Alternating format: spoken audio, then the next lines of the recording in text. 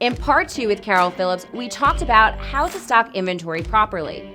In part 3, we're going to find out how to get inside of our clients' heads and find out what they really want. Try to catch me howling at the moon.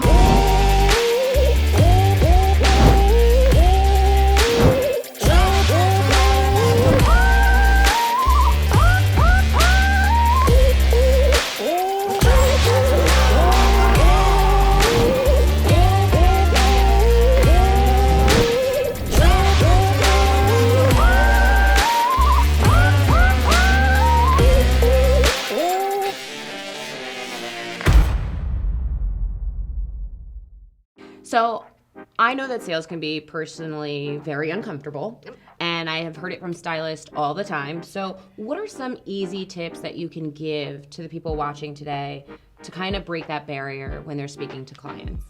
Here's what happens is if you haven't been trained in something. So here's what the owner does. You have to sell. You have to sell. I know you can do it. I'm going to give you 10% commission. You can do it. I'm ready. You're ready, right? So you could give them 100% commission until the team knows how to get comfortable with, there's 3 things they have to sell: themselves, their service, and their product, right? So if they all think it's about their hands, or they're the artist. That hour is about me making you look super pretty, or me putting you to sleep, right? But it goes beyond that. And so it's the owner or manager's job to make sure that the team has the skill to get comfortable. So one of the things is like making sure that there is, as part of their educational plan over, say, the next 12 months, is do they have product knowledge? Do they have technical skill? Do they have consultation skills? How do they build rapport?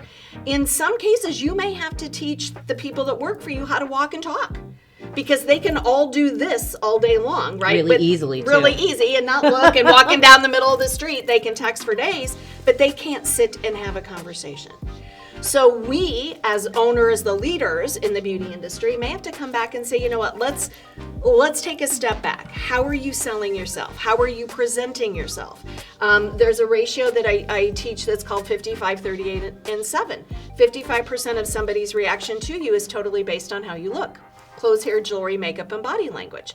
So we have to make sure that the service provider is comfortable with how they look, then how they sound, then what do they say. So we have to teach the service providers how to get comfortable selling themselves.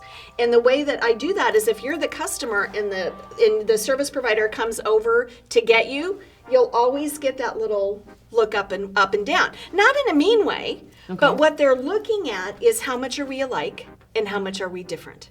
Interesting. Are you going to make me look like you? Oh, wow. I might be a little guilty of that. And it's not that and we'd like to say that we don't judge a book by its cover. Oh, we do. But we do. But keep in mind, if I'm your stylist, right, you are going to look at my hair and my makeup and my body posture and am I comfortable with you? So I just want us as an industry to realize that it is that building block process. So once I meet you, once I start the consultation with you, it's almost like a safe. So my kids and I, we always love to watch The Italian Job, right? Remember the movie? Mm-hmm. And they're cracking the safe and you're turning and it goes click, click. Well, that's what happens in the shopper's brain when we're going through the consultation or when I'm meeting you. They're going, do they look like they should be dispensing beauty advice? Can I connect with them? Do they sound like they know what they're doing? Can I trust you?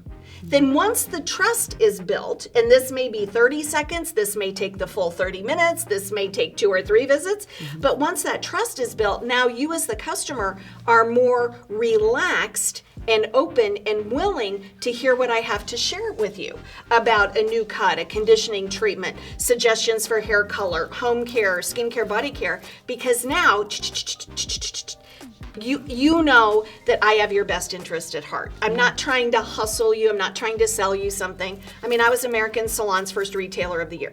They had to create the award in the magazine for us because they'd never given it out before because of our numbers. I don't close 100% because maybe we didn't connect. Maybe that dial didn't translate properly for you to trust me as your service provider. So it goes all the way back to how do we build trust, and that goes back to how do we sell ourselves, then your service, and then your product. Interesting. So let me ask you this. Yep. Now knowing that I can evaluate all of that, I'm going to ask for the secret, right? All right. Because I know every single service provider and every owner watching is probably saying, this is all great. I'm going to try and execute all of this. I promise you. But give me the secret of what the perfect script is that I can share with my staff to make sure that after watching this, they're going to sell everything like hotcakes. I wish it was that simple. I know. Okay, so I will give, and I'm very practical. All right, I will give you what I'll call flip the script. Okay. Right? But a lot of times in our industry, and I'll use hair as an example, right? So the client gets ready to go, and the service provider will go, how's your shampoo? Or they will say, do you need any products today? No, I'm fine. Okay, thanks for coming in. See you in 6 weeks. Right? So we want to flip the script. Number one, that is a stupid question. Do you need any products today? Because emotionally and psychologically, it's easier for the client to say no than to say yes. So their knee-jerk reaction is to say no because they don't want to make the wrong decision. So you go, do you need any products today? They go, no. We go, okay, thanks for coming in. I'll see you next time. Here's how you flip the script. So Robert had me come into his locations, and I'm like, oh my God, Robert wants me to teach his team. Like, most of his kids work for Paul Mitchell. So I'm like, how am I going to, this is my sales needle, right? How am I going to move the sales needle? I was terrified. I didn't sleep the night before, and I don't get nervous but I'm going into Robert's, locations. I wanted to do a great job. So I shared with one skill with them. You need any products today? Yeah, my team says it all the time. Here's the skill I want you to do. I had them flip the script to, what products are you about out of today? And one of his hair colorists did $598 in retail 24 hours after the class. That's awesome. So they got rid of, do you need any products today? And especially if it's that regular client, what are you about out of? What you'll see them do, Tanya, is they'll read their bathroom. You'll literally see their eyes go up and down because they're reading their shower. Here's how much shampoo. Here's how much conditioner. Here's how much moisturizer. I think I just physically did it myself. I'm like thinking to myself, I need my makeup wipes right about now. So right? And so now you have a conversation. Oh, well, you know what? I am about out of my shampoo. Okay, well, is it enough to last you between now and when you come see me again in 6 weeks? No. Okay, well, allow me to send your shampoo, right? And then typically what most hairdressers will say then is, well, do you need conditioner? Conditioner and shampoo never run out at the same time. So they're asking another stupid question that gets them rejected, that they hear a no, they feel bad, now they feel stupid.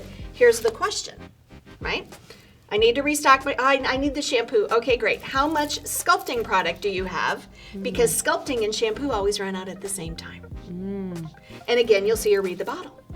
So I'm going to challenge our viewers to try that, and I want them to email us and let us know how it worked for them. Yeah, absolutely. It's amazing just changing our mindset and our verbiage, what it can do to their success. Good. So we're going to come back. We're all going to expect you guys to put some answers inside of the comments below. So definitely let us know, and we're going to come back and we're going to check on you guys. Absolutely. I love that. Makes a huge difference. Absolutely. I'm so excited. Carol, thank you so much for taking the time to educate us today and giving away all of your secrets. Now it's time for you to put it to the test. If you liked what Carol had to say, give us a like and don't be afraid to comment on your experience. We love hearing from you. See you guys next time.